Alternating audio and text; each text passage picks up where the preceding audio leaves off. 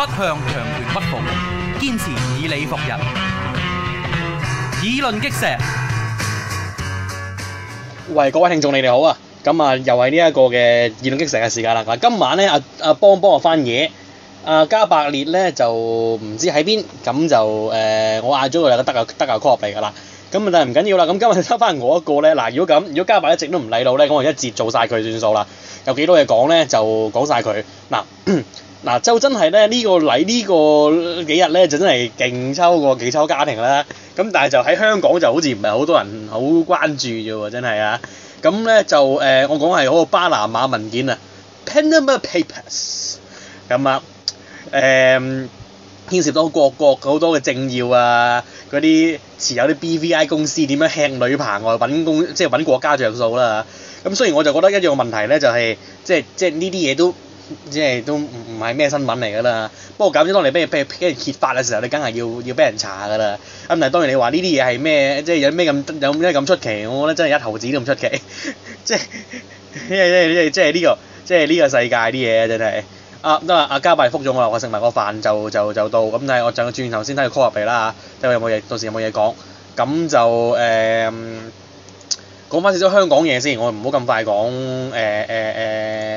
國際嘢。嗱，咁我先講單香港嘅奇聞先啦。咁咧就話説咧，就有個嘅無業嘅女咧，唔係女士嘅女子啦。咁啊姓歐嘅，咁歐小姐咧就接連喺前年啦嚇，咁咧就識咗兩條仔，咁啊仲偷咗對方嘅信用卡咧，就咧用嚟即刻咧瘋狂購物，買手機、買 iPad、買飾物啦。咁咧其中一個男事主咧就稱呼呢位嘅女士小姐咧就為之呢一個嘅 Dream Girl， 係佢嘅夢想中嘅女孩啦。咁但係咧即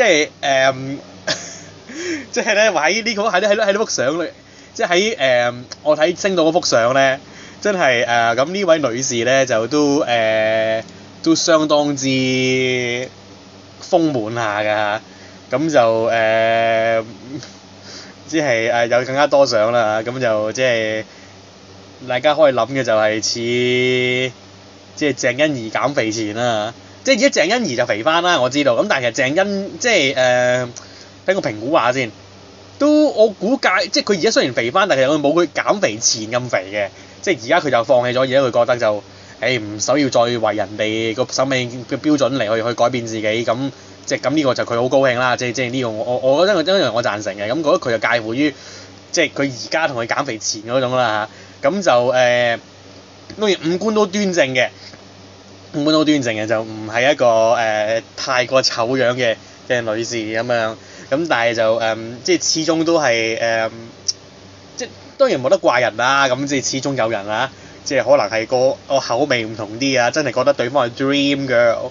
咁但乜都好啦，而家就上咗法庭啦嚇，咁就17項嘅控罪表面證供都成立㗎啦，咁就睇嚟佢都冇得走㗎啦，咁但係就即係呢個就係一個即係視為奇聞啦，即係我哋喺 Facebook 度見到好多，咁就阿加百列喺度，我冇得問佢呢個係咪佢呢一個 type 係咪佢 Dream Girl 先啦，咁但我就食理身我就絕對唔中意啲太過豐滿嘅女士嘅，咁呢個就即係呢當然之就唔係身形嘅歧視啦，即係因為事實上我就係我自己都即係都唔係瘦啦，我自己都頗為肥下㗎啦，咁但係就可能就咁樣，所以咧其實我就自己我就特別中意啲偏瘦嘅女士嘅，即係可能唔知我心理上可能燉翻勻啩，即係我亦都唔係好介即係咩要大胸啊大攞啊呢度，其實我全部都唔需要嘅，即係瘦到成條藤咁我都接受到嘅，即係可能係真係因為點講？因為自己真係有翻咁重得肥，可能真係心理上有啲嘢要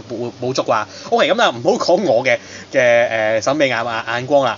咁但係講翻其他香港嘢先。嗱，香港有另一單嘢㗎，咁就試呢個煥然一居啦，即係呢個嘅所謂資助出售房屋啊。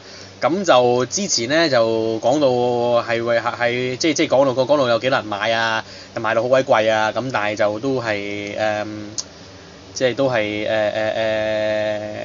入紙多人申請梗係即係梗係多人入紙㗎啦，即係買個機會啊嘛。咁但係就而家咧就有70%嘅準買家咧都甩咗底嘅，咁咧就第一日咧淨係買咗19個單位啫，而家暫時。咁所以咧即係大家睇到即係嗰個嘅香港嘅嗰個樓市其實都相當之唔明朗啦。咁就尤其是佢即係佢呢啲咁嘅即係呢個都幾奇怪，因為其實就呢個換型應該係新樓嚟嘅，咁亦都唔係即係亦都唔係即係亦都唔係即係普通公共房屋啊，即係大家知道做公屋啊、居屋啊嗰啲就即係嗰啲人都買樓渣啲噶嘛。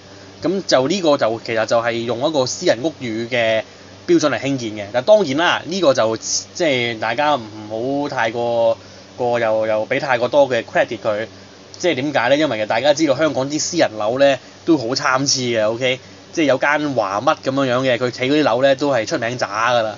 咁所以咧就無謂啦。咁就總之就係而家咧，即係佢買，即係而家佢就即係佢都要預先。即係因為其實即係上個禮拜咧，佢哋就即係亦都有可能因為其實大家可能冇心理準備之類嗰啲嘢啦嚇。咁但係就因為佢就上個禮拜就咧就其實就叫突然之間要提早1個月揀樓嘅，即係可能大家咁上下咧就冇即係大家可能心理上冇準備咧就冇去揀樓啦。咁所以咧就即係就好多人就唔出現就冇出現到啦咁樣。So 呢個就係即係而家就嗰個狀況啦。咁就短期之內咧，咁我都即係我都識得有啲比我年長少少嘅朋友咧，咁佢都有準備去買樓嘅，因為佢覺得而家樓平啊。咁就即係當然呢個就唔關我事啦，因為我就好鬼窮啦咁樣。咁就我覺得樓咧就短期內再跌，即係頂盡跌咗1至2成到啦。咁就唔會即係短期可見將來之內都唔會，即都唔會話跌太多，因為始終我相信嘅香港嗰啲樓其實有個實質需求喺度，咁同埋就其實大陸有好多走資需要啦，即係好多人即係大家知道而家有多併購啊咁樣，即係一來就要買好多外國技術啦，買日本技術啊嗰啲嘢，咁就要就咩咧？要揾個合法途徑咧，就係要令到呢一個嘅中央咧就俾嗰啲大佬嘅企業咧就將啲錢咧就運挑曬出外國嚇。即係你就咁運出去咧，就即係而家就全部做外匯管制，就唔準隨便運錢啊。咁但係就而家就如果你話併購啊，幫國家買技術嗰啲嘢咧，就可以順水推舟咧，咁就將嗰啲錢咧就運出去外國咁樣。OK， 咁就講另一單就係香港就好最即係其實應該就最即係令大家即係特別係網上最多人熱議嘅嘢啦。咁就其實係講緊香港電影金像獎啦。咁就即係有關電影嘅嘢咧，我留翻俾倫仔講嘅。咁倫仔今年咧嗰個嘅預測咧就只係中2個啫。咁就即係佢即係成績都算係十分差㗎啦。咁就係咁就佢自己話佢自己會今個禮拜佢會再錄節目咧嚟去解釋點解自己會估錯嘅。咁就大家聽佢講啦咁樣。咁就電影金像獎啦，咁就大家梗係知道，sorry 啊，咁就知道係最關鍵嗰個獎就叫做10年啦，就攞咗呢個最佳電影獎啦。咁就呢一個都係一個幾令人即係意外嘅一個嘅即係賽果嚟啦。咁就嗱10年我自己就冇睇過嘅，不過就因為我真係好多人劇透咗咧，其實我已經大概知道10年係講乜嘢㗎啦。咁就我亦都唔會講10年講乜嘢啦。咁即係大家有興趣自己睇啦。即係而家又寫嗰啲巡迴演出，咁就都場場都爆嘅，咁就真係好多人想去睇啦。咁就我自己就未必有咁嘅興趣去睇㗎啦，因為都大概已經知講乜嘢。咁就尤其是我感覺到佢嗰個拍攝嘅手法啊，敘事手法啊，都未必係我喜歡嘅嗰種。咁就其實我就唔係中意，即係我一直以嚟咧，我就唔中意太 political 嘅電影嘅。咁就嗰啲咩自傳式嗰啲電影啊，講名人嗰啲咧，我不嬲都唔係太中意睇嘅，我自己都。我自己就即係當然我自己中意，即係梗係中意講政治啦。如果唔係我唔會即係搞一個咁樣嘅中港台，唔會自己個禮拜錄節目啦。咁但係就其實就你話睇政治味道重嘅電影咧，我自己覺得悶嘅。咁因為其實有啲時候其實就嗰個嘅即係對即係政治，特別係講緊係對即係未來有 projection 嘅嘢，即係譬如好似10年呢啲咁樣樣，咁又唔係啲咩科幻大製作啊，冇乜大場片睇嘅呢啲咧，老老實實我就覺得就我又未必真係認同晒所有嗰啲導演嘅對未來嘅個 projection。咁邊有啲時候我會好即係同埋我習慣咗好抽離咁去睇政治咧，變咗就我唔係好即係去睇政治電影好難去投入得到落去嘅。咁就除非係嗰啲即係拍得好好嘅自傳式電影啦，即係從嗰個偉人嘅自身嘅角度去睇事情咧，咁啊不如俾多啲少人性化嘅講佢心路歷程咧，我反而會中意睇啲。不過其實都已經少睇嘅，即係因為我都唔係多中意睇嘅啦。即係作為我本身已經少睇戲啦，咁就即係當然如果有 political， 即係當然我知戲就一定有政治暗示嘅，即係一定好多 political language 喺裏頭。咁但係就如果真係一個咁畫公仔畫出腸嘅一套電影咧，老老實實就我自己興趣不大。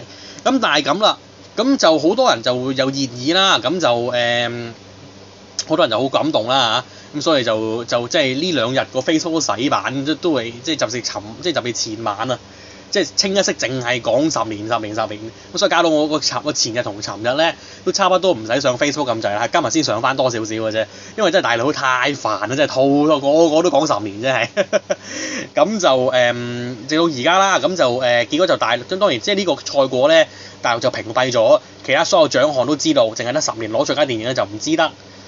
咁就甚至當然嘅啫，大陸網民都唔係廢嘅，咁佢就都知道有套名叫10年。咁但係就通常佢哋呢個常識可能真係有限啦，即係可能比較豬乜少少咧，就揾咗一套叫美國電影嘅10 years， 咁啊直亦都要10年啦，係咪？咁就好明顯，假如唔係港產片啦個，咁啊真係搞到亂七八糟。咁但係就而如今10年都變埋做敏感詞啦，聽講喺個百度搜尋嗰度就唔 Q 準搜10年同埋有10年嘅呢個嘅關鍵字咧，就會俾人屏蔽咗。咁就即係大陸就不嬲都係咁㗎啦，老老實實就而事實上啦，即係呢個所謂嘅10年即係有好多個寓意啦咁樣。當然其實事實上我覺得就有少少夾親大陸嗰個嘅春代嘅。咁就最主要嘅問題就係咩咧？即係你話呢個即係平又死，唔平又死，即係站喺佢立場講咧，平咗先算啦，即係做慣咗啦嘛。即係因為你事實上就係即係有啲嘢你好難搞嘅，因為你大陸一個問題就係佢多數成日都話佢長期係不停咁去販賣呢一個嘅民族主義啦，不停賣弄呢一個嘅民族情緒咧嚟維係自己嗰個統治㗎嘛，同埋即係採取一個資訊不對稱嘅統治手段，即係最 active、最 vigilant 嘅大陸嘅國民咧，基本上咧你就瞞唔到幾多嘅啫。咁但係就問題咗呢種人係好少嘅啫，因為可能係即係成10幾億人裏邊咧，即係我唔知可能即係可能有1-2千萬係咁啦嚇。咁可能但係其他嗰啲咧，即係個 majority 唔係真係咁 active 啊，唔係真係咁 care 嘅時候咧。其實即係呢種咁嘅管治，其實就長期都有效嘅。咁但係就其實互聯網時代亦都真係長期係對佢 impose 咗好多嘅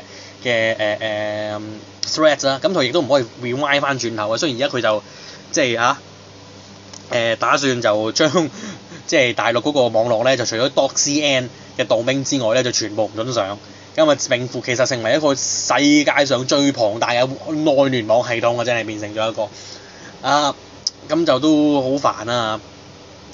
咁樣，咁就而家講翻10年先啦。咁就好多人就喺度嘈嚟嘈去啦。譬如黃百鳴咧就話呢套戲咧就唔係好值得，就咪走得咗太政治化呢啲路。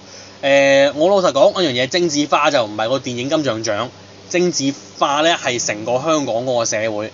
咁就而如今一樣嘢，你有少即係尤其是啲咁即係尤其是電影呢啲咁充滿政治味道嘅嘢咧，即係咁多 political language 嘅嘢，咁多政治暗示，其實即係可能唔知，可能嚟緊，可能下一年，可能連音樂頒獎典禮都可能係咁都未定嘅，因為我知道而家即係好多流行歌手咧都會做一啲，譬如可能會有啲 political 少少嘅歌啦。咁就我唔知將來點啊，即係就電影就更加啦，即係更加成套戲好多電影政治語言喺裏頭啊，政治暗寫裏頭嘅，經常嘅發生嘅呢啲事係。咁就所以你話一套電影將政治好政治化，係一樣唔係好 make sense 嘅嘢嚟嘅，我會覺得。咁同埋第二個問題就係你嗱，即係咁講，我就未睇過套戲嘅，咁我就唔會評論佢值唔值得攞最佳電影啦。因為好多人話，咁就10年呢套戲咧，就其他所有獎咧都攞唔到，甚至連提名都冇嘅。咁但係點解佢可以有資格問鼎呢一個嘅最佳電影咧？咁老老實實就唔係一定話唔得嘅。即係譬如話你所有其他方面咧，你都跑第二，你都好高分，即係你即係其他攞第一，其他獎攞第一嗰啲就100分啦。咁佢就90分。但如果佢所有 aspect 所有方面咧都係攞90分嘅時候咧，又可能會即係咁，所以就可能你總體上入邊有一個最佳電影啦。咁就詳細嚟講咧，咁就評價嘅嘢咧，我留俾啲電影專家，例如阿邦邦啊、阿倫仔啊嗰啲講啦。咁我就唔講啦。咁就總之而家就係搞到成為香港最 hit 嘅一樣嘢啦。咁就所以就即係呢套戲就大家想睇去睇啦。咁就我就唔再講啦咁樣樣。咁我一陣間睇下，如果加百列真係講得到翻嚟嘅時候咧，等佢講啦。即係我估計佢就會多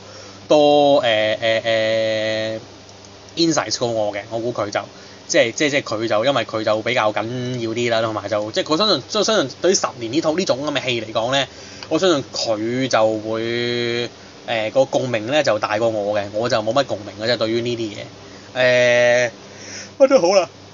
咁香港嘢我要講住咁多先啦嚇，咁就都冇咩好講噶啦。我覺得香港仲有咁咯，仲有而家決定咗，即係出年3月尾就3月20幾號咧就會就係內屆嘅嘅特首選舉啦。咁就剩翻唔夠1年。咁而家究竟其實有咩人係鐵定會選嘅咧？其實而家都唔係好知。梁振英會唔會尋求連任咧？佢啲梁粉咧就撲出嚟咧，就出嚟講話，要除非中央勸止咧，梁振英係唔會放棄爭取連任嘅。咁呢樣嘢咧，我覺得真係就係其實就又係夾住阿爺嘅。即係呢條友咧真係不除咧就係心腹大，絕對係心腹大患。如果你咁樣講嘅話，即係如果即係咁講咧話，如果真係唔俾即係 CY 真係唔選，佢即係話俾全世界知。係阿爺干預香港啊！咁咧，你就會令到阿爺咧相當之尷尬啦。雖然老老實實，我哋梗係知道阿爺啊，梗係喺香港嗰個特首選舉，梗係指指點點㗎啦。咁第一個問題就係，喂大佬，平時呢啲咁嘅嘢，呢啲咁嘅賤嘢，或者係香港啲反對派啊、民主派先至做㗎啫嘛。今次唔係喎，真係亂晒坑喎！而家真係，而家不過咁立法會選嗰嘢咧，我哋我覺得今日我都唔講住，打算講住啦。下個禮拜或者遲啲，我約多啲人嚟去做啦。嚟緊我都好威忙啊！嚟緊我都真係，因為跟住又教我實習，睇堂啊，你揾工又成咁樣樣。阿加百列話佢都 OK 啦，今日 call 緊佢。喂，係啦，得啦 ，call 咗阿加百列入嚟啦，我哋已經。喂，啱啱好，我講完10年啦，你有冇嘢補充啊？你冇啊，我未睇啊，我未得閒睇套戲因為。你都未睇。係有邊度有得睇啊？其實我到而家我都唔知。我冇留意啊，因為我冇打算睇啊，我自己就。竟然？唔係因為我已經大概知佢講乜㗎啦，因為你知好多人劇透咗㗎啦嘛。咁就以佢啲同埋即係我就聽過佢嗰個即係呢種題材同埋拍攝手法咧。我估計自己唔係太有興趣睇，咁所以就我都應該唔會睇㗎啦，應該都。不過就我知香港就好多人想睇嘅，咁就得閒就去睇啦嚇。明白。我仲諗住你實有睇咗添，咁就。真係未得閒啊，同埋佢之前咧咪得一間戲院有嘅。係啊。我撞唔啱時間啊，一路都。係啊，不過唔緊要啦，即係而家大家求人得人就即係而家好多地方公演啦，之前啲大埔都有，之前大埔都。咁但係就好似上個星期5晚咧，本身有個咩活動咧，係全香港唔知咩18區都有啊嘛。係啊，咁咁就度地方都爆晒啊！所以都唔使諗㗎啦。咁就不過咁只係而家要再加長嘅。咁就遲啲睇啦。咁遲啲可能就會出埋DVD 啦。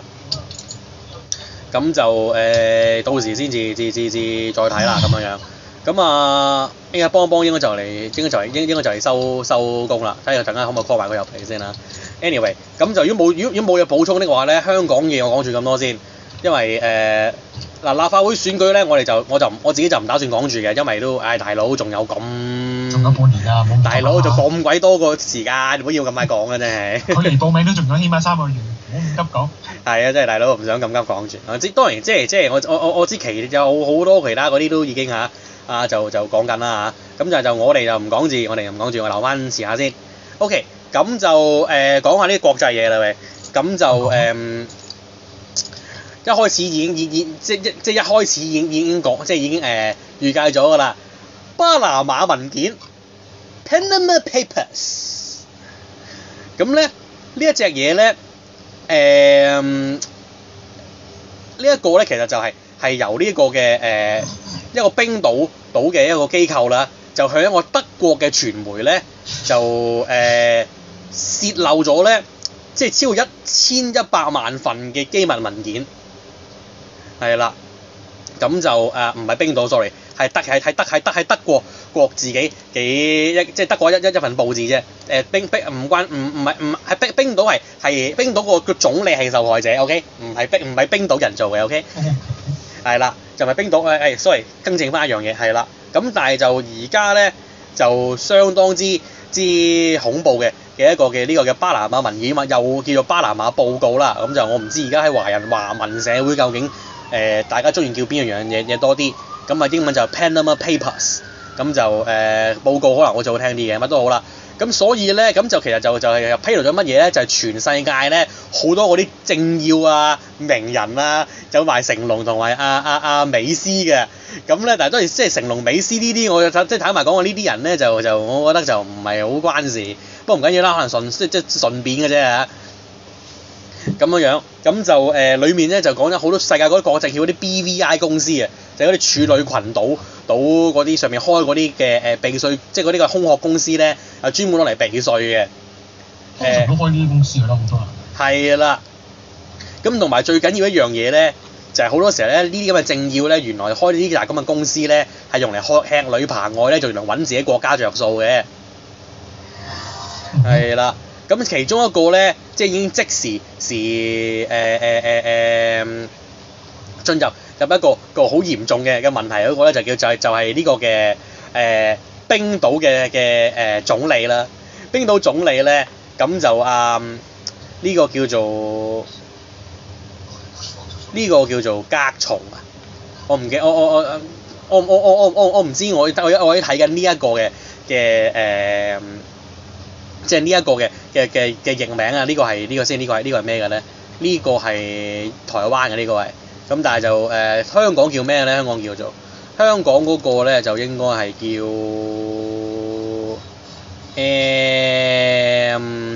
暫時揾唔到，唔好意思。咁唔緊要啦，咁就呢個冰島嘅總理咧，咁就俾22000個示威群眾咧，就包圍咗嗰個嘅總理嗰個嘅官邸咧，就包圍佢，要希望佢落台啦嚇。咁大家唔好聽，以為22000個示威者好似好 Q 少咁樣啊！即係諗下2年前香港你搞呢個嘅佔領運動嘅，都即係頭幾日都有過10萬人出嚟，係咪？咁但係就唔好唔記得咧，冰島係一個好少人嘅地方嚟嘅，22000人咧已經係全個國家人口係7% 㗎啦，已經係。幾多 percent 我唔聽唔到。7%， 7。好多。係好多，要佢立即下台啦，就因為即係呢一個嘅冰島嘅總理咧，就個空殼公司咧就係揾自己國家着數啦。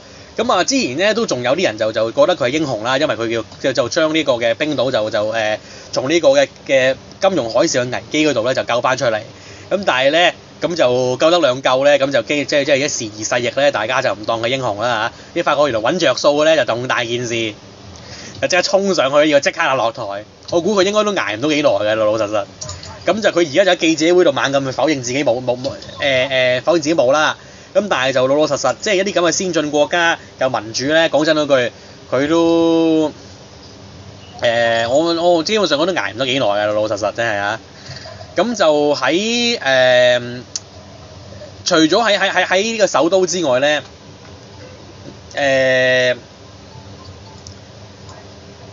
仲有呢個咩咧？仲有呢一個嘅巴西啦。嗱，巴西我哋知道咧，就過往呢幾個月咧，就完全喺個 turmoil 裏邊㗎啦。咁啊就嚟搞奧運，咁但係咧國內嗰個嘅嗰個政治係亂七八糟，嗰個嘅即係日日都有人示威，又要求佢哋嗰個嘅總統落台啦嚇，羅塞夫啊，將呢個總統羅塞夫落台。咁但係咧今次咧又竟然咧個巴拿馬文件咧真係開地圖炮嘅，就發現咧啲反對派嘅領袖咧就包括嗰啲嘅反對派政黨啊、司法界嘅人士咧，就全部發現咧就全部揸住啲美國嘅豪宅啊，就呢路。咁突然之間咧，就大家就叫怒火咧，就去咗佢哋嗰度。哇！頂你個肺！呢班友可以平時講嘢仁義道德，呢啲路，跟住個個揸住咁鬼多着數嘅，有冇勁真係啊？你點得翻嚟㗎咧？你收入與官職不相稱喎，你係咪啊？收入與官職不相稱。係喎，即係你啲嘢。不過咁，即係講真嗰句嗱，即係我自己節目度開始已經講咗㗎啦。老實呢啲嘢咧，我就一啲都唔 surprise。搞政治咧係要揾着數㗎啦。好現實嘅呢樣嘢 ，very sad，it is very sad 咁樣樣。老實冇着數，我好難 run 得掂㗎嘛。其實係啊，因為老實咁樣樣嗱，搞政治即係追逐呢個權力遊戲咧，咁梗係即係係世界上最高層次嘅遊戲之一嚟㗎啦。咁就係即係若然你唔係去到耶穌啊、甘地啊。又或者係即係你覺得可能孔子嗰類咁樣嘅水平咧，即係你係以救世為去目標嘅咧，否則咧即係你嗰種就係即係要有啲即係有啲聖人心腸先得啦。咁但係就譬如話你真係搞政治嘅，咁就已經係第二最高層次嘅遊戲嚟㗎啦。點解咧？就係追逐呢一個地方，甚至全世界。即係當然你睇你邊啲地方啦。即係你追逐冰島啊呢啲咁嘅地方嗰啲總理就唔係好緊要嘅啫，即係冇乜人理講真。咁但係譬如話你講緊美國總統啊、中國國家主席啊、俄羅斯總統啊、總理啊呢啲咁樣咧，咁就完全唔係嗰回事㗎啦嘛。咁所以就即係因為呢啲舉足輕重嘅影響全世，佢唔係淨影響中國，唔係影響美國，唔係影響俄羅斯嘅，影響全世界嘅一個舉動係。咁所以咧嗱，玩呢啲咁嘅遊戲咧，就即係世界上最高層次嘅遊戲之一嚟㗎啦。咁你要吸引啲人玩咧。第一件事就係要真係要啲人諗住千古留名先啦，即係做啲嘢係即係係萬世傳頌嘅值得。咁就第二樣嘢咧，咁你照啲人長期咁清廉咧，淨係一心一意咧諗住服務市民、服務人民咧，就好困難㗎啦。老老實實點講好咧？嗱，太明目，即係政治呢樣嘢永遠就佢有趣嘅地方就喺呢度啦。佢有一啲規矩。或者有一啲叫做倫理嘅嘢，咁但係咧，我哋大家都揞埋隻眼咧，就明白呢啲嘢咧就冇乜人理嘅呢啲嘢。當你口裏邊咧要講你自己守晒呢啲嘢，同埋你唔可以俾人挖到你唔守呢啲政治倫理、政治規矩，咁就否則其實大家就明白一樣嘢，我哋會即係呢個世界就冇咁多聖人嘅啦，我實實，梗係揾着數㗎啦嚇。我只係希望你揾着數之餘，幫個國家。幫人民做翻啲嘢咁解啫，即係我唔知其他人點諗，我唔知聽眾點諗。嗱，我自己睇政治人物咧，永遠都係咁嘅，即係我就從來都唔介意，即係唔會怪啲政治人物揾着數嘅。你唔好太過分得㗎啦，咁樣。你話喺美國有豪宅呢啲嘢咧，老老實實，即係濕碎啦，講真嗰句。有邊個冇豪宅啊？即係有一做豪宅咁咪有鬼得佢咯呢啲嘢。不過唔緊要，你俾人挖到出嚟咧，咁你就要收拾殘局 ，OK？即係我唔揾你算賬咧，大班人揾你算賬，所以咧老實實你俾人哋你俾人哋揼咧，我覺得又無可厚非。啲政治就係有啲地方好玩啊，即係有地方正啊嘛，真係我成日覺得真係。係幾好玩嘅。係啦，不過當然即係我哋睇就覺得好玩，我自己玩就唔會玩㗎啦嚇，即係死無葬身之地分分鐘。係啦，咁樣咁包括仲有即係啲世界上啲著名嘅左翼人士啦，即係譬如法國呢個嘅總統奧朗德咁樣，咁但係就法國就唔係真係好多人就衝上去反佢啫，咁就得幾百友，咁就咁就即係當然，即係你同法國總統嗰個，即係法國嗰個而家個即係嗰個嘅政治氣氛有關啦。因為事實上即係法國其實就啱即係嗰個恐襲威脅都未除，咁所以其實就通常呢咁嘅有去到國家危難嘅期間咧，通常大部分人咧，即係大部分國家咧嗰個嘅政府或者嗰個嘅叫做即係嗰個嘅統治班子咧，嗰個民望都會上升嘅。即係只要佢唔係做得太過唔係做得太過差嘅時候，譬如我總統奧朗德咁，咪即刻拉到人，即刻同比利時拉到人呢路咁，又之後冇咩再發生嘅時候咧，基本上大部分人都會支持，即係就會做擁護翻政府嘅，即係個心理上，所以可能就今次就唔係好呢單嘢就對佢唔係好大嘅問題啦咁樣。咁就而今咧就另一個好大嘅問題咧，就係譬如英國保守黨啦，原來呢個節夠時間啦，我下次翻嚟再講。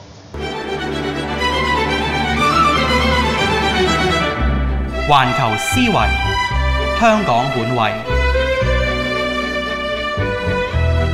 中港台。